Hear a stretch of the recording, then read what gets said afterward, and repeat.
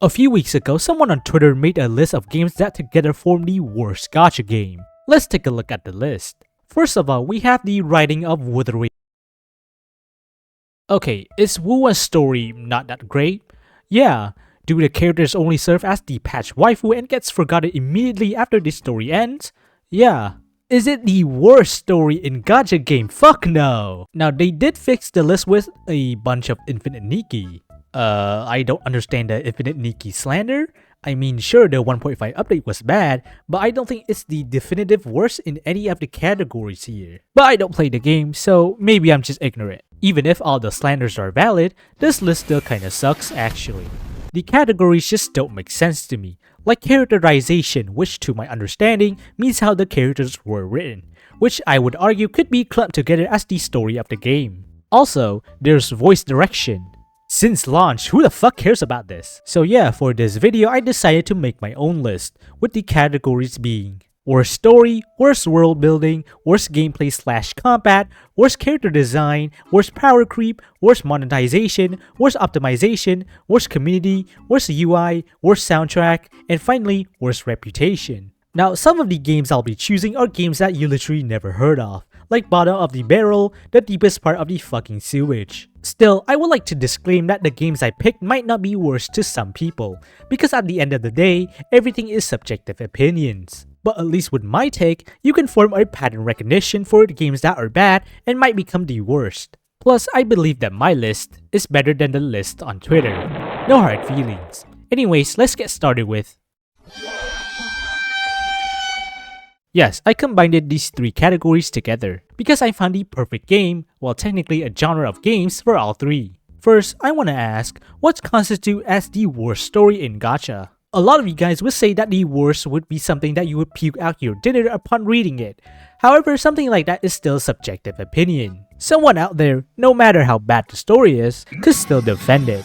For me, the worst story would be a game with barely any story, which means it's not gonna even last longer than a daily session in a gacha game. You can't defend this because what is there to defend? About a year ago, I made a video on a game called Pixel Duel. Why did I play that game? Because Goddess Aqua was in it. And I got scammed, she wasn't even a playable character. Anyways, the total time that there are dialogues in this game are less than 3 minutes. Yes, I counted it. Not only that, but it is extremely fucking corny. Hinata, don't worry, I've got your back. Heart skips a beat. Holy fucking shit, I need to end myself. All of this has zero context by the way. Like, why are we fighting these guys? Why do every character seem to know each other even though they're from completely different franchises? The world building isn't any different. Oh cool, we have all these structures from all these different animes. But again, why are we fighting and why the hell do we have to go there in the first place? Like, you could have made a prologue story on how all of these characters and places got together. But nope, literally zero stories after the first chapter. Congratulations, now that you've finished the story, get ready for a dogshit gameplay experience. These types of games are what I like to call idle auto battler. Now, I know some of you guys love the auto battler genre, but I'll be completely honest, it's one of the most boring genres out there. The nature of auto battlers is that it's fast and easy, hence the name for it, and that nature is beloved by some players who are looking for a quick side game to fill up their 20-minute free time. But it's also loved by greedy gacha companies, because if the game is fast and easy to play, it's also fast and easy to produce. That's why you see so many of these slobs use the auto battler for their game. Now luckily, there are two saving graces for the genre, and that is team building and gimmicks. Let's take a look at a well-known auto battler, Blue Archive. While the gameplay itself is a snooze fest, the thrill is found in building characters and sending them to battle. However, just mindlessly building characters isn't gonna cut the chase. That's why the game has all these events, all of these characters that have an actual personality and backstory, and all the interactions and bonds afterwards that motivates you to find and build your favorite ones, using your hard-earned resources. However, not everything will be sunshine and rainbows because of the gimmicks the game has. You have enemy armor type, terrain affinity, mark stacks, crowd control, debuff requirements, team swaps, etc. These gimmicks can at least alleviate some boredom and bring some challenges to keep you in the game. This is why Blue Archive is still enjoyed by a large part of the community.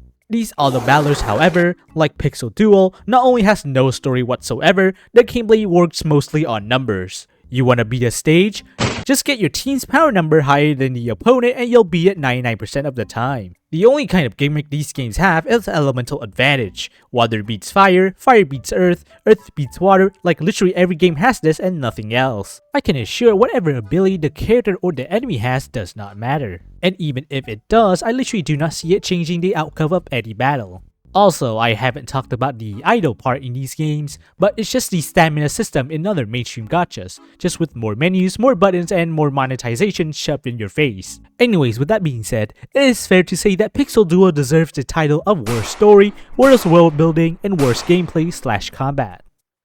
Or is it? You see, Pixel Duo is definitely not the only game like this. Go to the Play Store or sites like G123 and you'll find plenty of games that are the exact carbon copy, one-to-one. I picked Pixel Duo for my list because it's one of the few games that I actually fucking sat through. But you can just pick any of those games and call it the worst. Nobody would disagree because I can guarantee that they are all the exact same. Unless you intentionally make the characters look bad, creating a generic cute anime girls is enough for you to avoid being labeled as the game with the worst character design. However, I want to ask a question. What's worse than a badly drawn character design? A badly drawn character design by AI. Let me introduce you to Winning Derby Horse Girl Idol. And as you can tell, it's a shameless ripoff of Uma Musume. This is a screenshot from the trailer, and it looks like all the characters have the exact same model, just with different hairstyle and hair color that isn't even polished. Also, why the hell did they make the trailer like this?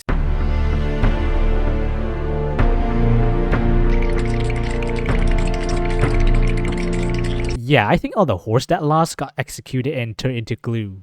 Customize your style, own your look, mix and match to create your Winbee's unique style. And there are 3 horses with the exact same face, same expression, same eye color even, and the hairs look like they were ripped straight out from Unity's free market. If all of this already looks bad, I haven't even mentioned the AI part. The entire game's UI interface is filled with AI images. The character 2D image doesn't even match the 3D model. What the fuck is this piece of shit? The only reason why this game doesn't get the worst UI title too is because they copied the Arknight's UI, which is one of the better looking ones out there. But yeah, AI game, bad game. Who could have guessed? And if you are wondering if there was any actions towards the game, there was. But that's gonna be the story of a future video. Some of you might quickly give the title to Star Rail, but let me tell you about Gundam Tribe. Now, the game ended its service on the 25th of May 2025, and in their last ever update, the game released the strongest Gundam ever, the Dark History Turn A, which dealt 9999 times 10 to the 68 times 10 to the 68 damage per second, which is 9999 followed by 136 zeros. To put that into perspective, the number of atoms in the observable universe is 10 to the 80. You would need 10 to the 60 universes for the amount of atoms to be equal to the damage this Gundam deals per second. The Gundam number 1, released at the start of the game's service back in 2015, has an attack power of 5,469. I'm not sure if that's damage per second or something else, but either way, the game started with 4 digits of unit and ended with whatever this is. It is so bad that the Japanese players, the ones that would still bring out their wallet even if the gacha company kills their entire family, calls the game the epitome of power creep and are thankful that their game isn't like Gundam Tribe. The reason why it got to this point is because some of the greediest practices in the gacha space, which you can pause and read here. And before you say, well, the game is 10 years old, they need to release overpowered characters to keep the game afloat, Fate Grand Order, released just a month after Gundam Tribe, is regarded as having one of the most well-balanced systems in the gacha space. So yeah, Star Rail has a lot of work to do if they want to have the title. Dragon Ball Legend. 0.35% for Ultra characters, one of, if not the worst rates of all gacha games. Almost half of Hoyo games, and an absolute far cry to more modern gacha games. There's no soft or hard pity most of the time, and when they do have it, it's fucking abysmal. It is so bad that a pity that requires 600 pulls is considered good by the community. You don't know how good this pity system is, brother, it's 600 fucking pulls for that. As much as I love to glaze whirling waves, the optimization is something that I cannot. Now, technically in a pure game development aspect, Wuwa is nowhere near the worst. Those slop auto battlers that I mentioned probably has no optimization in their coding at all. But ironically, because there's nothing in those games, everything runs pretty smoothly. I like your cut, G. So in terms of booting your PC and playing the game, UWA is unfortunately the worst. The reason why is because of the thing the game is known for, their graphics. Sure, the details, the characters, the animations look absolutely stunning, but what's the point if your PC fucking shits itself while loading all of that? You literally cannot enjoy the game properly without programs like XXMI or lossless scaling, and this obviously keeps a lot of players from playing, simply because they don't have a powerful enough machine to allow all of the details in Uno's feet. I'm sure the devs took a lot of their time optimizing the game, but whatever they're doing, it's definitely not enough. But hey, hopefully what I said will age like milk and they finally go on to transfer the game to Unreal Engine 5 or something.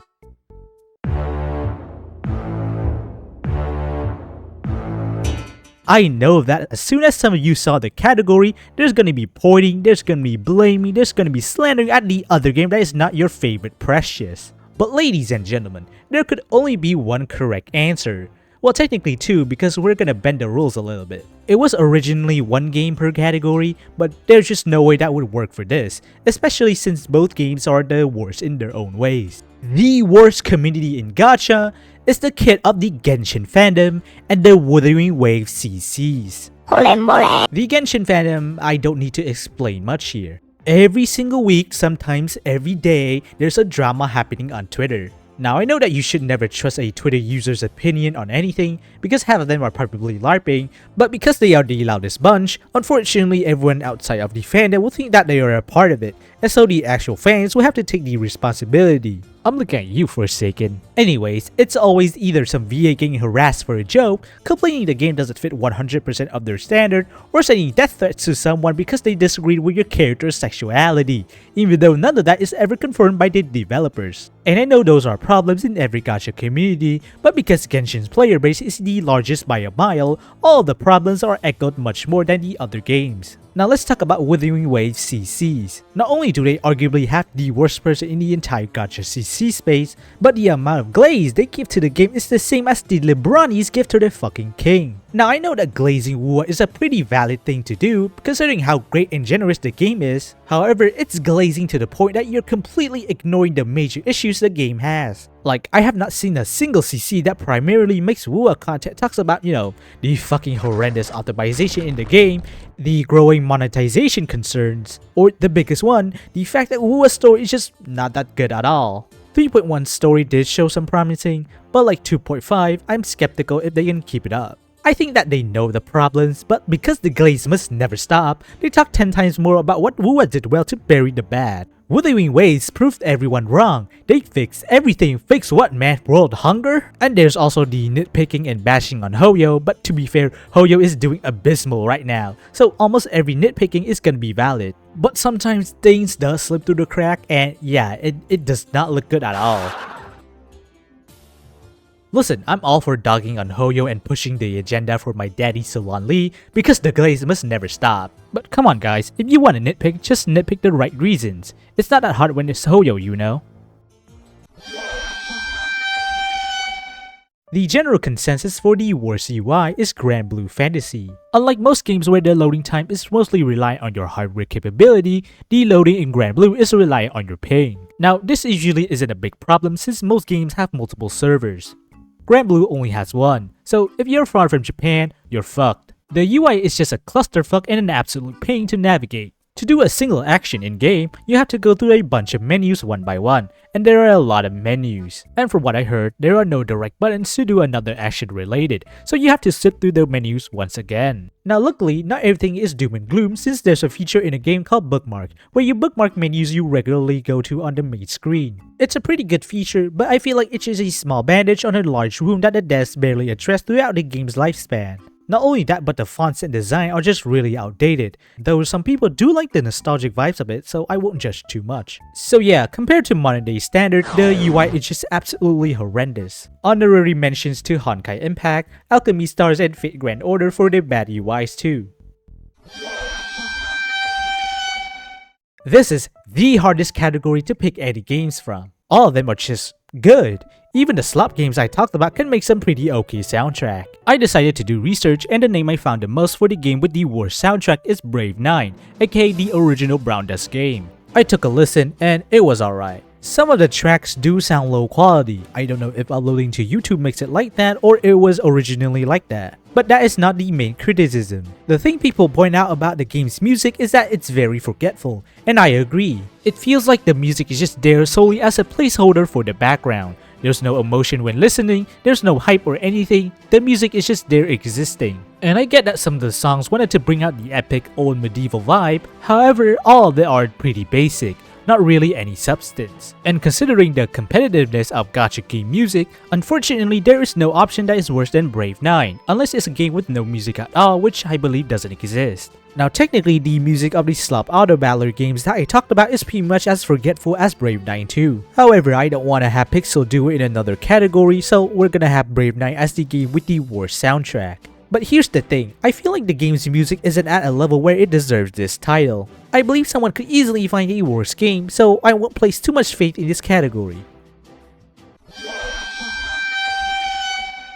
All of the games I mentioned have one of the two things in common. Either what they are worst at is nowhere near enough to have them as the worst reputation, or the game just doesn't have any reputation. Like without this video, how many of you guys would even know about Pixel Duel? If you don't have any, you can't be the worst. The game with the worst reputation has to be a game that is well known enough that people all over the gacha space will look at it with the eyes of disgust, spitting at it, and rotten eggs ready at hand. Guys, the game deserving that title could only be Raid Shadow Legend. Any list that has the word worst and gacha has to at least mention the game once, and for good fucking reason. The game is an auto battler, the boring kind, it has some of the greediest monetization in the gacha space, and most of the character design budget was spent on the goddamn YouTube trailer. It's the game that you would play because they sponsored your YouTuber, and you literally know nothing else about gacha gaming. If that's you, please stay away from that game with a 10-foot pole. And that completes my list of the worst gacha game. Now once again, everything here is mostly subjective opinion, so take this list with a grain of salt. Though, I do believe that my opinion is superior, and I'll personally jump anyone who disagrees with me.